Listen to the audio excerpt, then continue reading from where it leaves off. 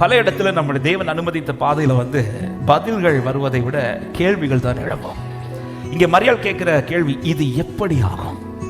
தேவன் அனுமதித்த பாதையில இப்படி ஒரு கேள்வி எழும்புதுன்னா அதுக்கு ஒரே ஒரு ஆன்சர் தான். அதுதான் 37வது வசனத்தில் சொல்லப்பட்டிருக்கிறது. தேவனாலே கூடாத காரியம் ஒன்றுமே இல்லை. கரங்களை உயர்த்தி சத்தமா ஆமென் சொல்லுங்க பார்க்கலாம். ஏன் இந்த வார்த்தையை நான் இன்னைக்கு எடுத்தேன் என்றால், இதுல வேற எதையுமே கர்த்தர் அப்ளை பண்ணல. மரியாதை உன் பலன் என்றும் சொல்லல, மரியாதை இந்த மனுஷன் மூலம் என்றும் சொல்லல. அந்த இடத்துல வேற எதுவுமே கர்த்தர் சொல்லல. ஒரே வேர்டு தான், இது எப்படி ஆகும்? இது தேவனாலே ஆகும். ஆமே, தேவ பிள்ளையை தைரியமா சொல்லுங்க. இன்னைக்கு நம்புவதற்கு எதுவுமே உங்களை சுற்றி இல்லாமல் இருக்கலாம், நடப்பதற்கான எந்த வாய்ப்புமே இல்லாமல் இருக்கலாம். ஆனால் நான் ஆராதிக்கிறேன் தெய்வத்தால எல்லாம் கூடும் என்று விசுவாசிக்கிற தேவ பிள்ளைங்க மட்டும் நல்ல கைகளை தட்டி ஒரே ஒரு பதில் தான், தேவனாலே கூடாத காரியம் ஒன்றுமில்லை. அவரால் செய்யக்கூடாத அதிசயமான காரியம் ஒன்றுமே இல்லை. இது தேவனுக்கு சாத்தியமாங்கிற ஒரு கேள்வி ஒரு தேவ பிள்ளைக்குள்ள வரவே கூடாது.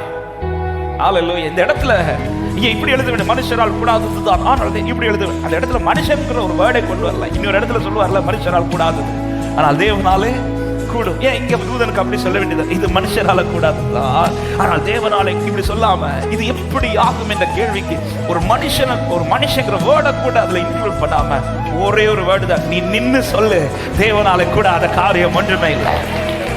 இது எப்படி சாத்தியமாகும்? இனி நான் எப்படி இதை கடக்க போறேன்? தேவன் அனுமதித்த பாதையில இப்படிப்பட்ட கேள்விகள் எழும்பாது என்று அல்ல.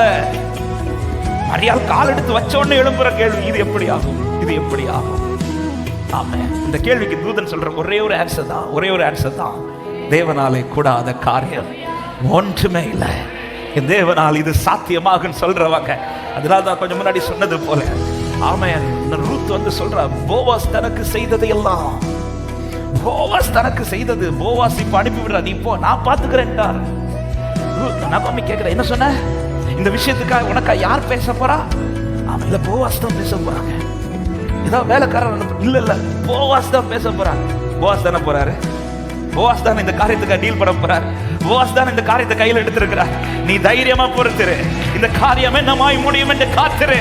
நீ வெட்கப்பட்டு போவதில்லை, நீ வெட்கப்பட்டு போவதில்லை. சில உள்ளத்திற்காக இந்த வார்த்தை காலை நேரத்தில் ஆண்டவர் தீர்க்க தரிசனமா பேசுறார். இந்த காரியத்தை டீல் பண்றது கர்த்தரானா ரிபன சத்தல விசுவாசிக்கிற உள்ளமே கம்பீரித்து ஆர்ப்பரி. இந்த காரியம் உனக்காய் டீல் பண்றது கர்த்தரானா. ஹalleluya.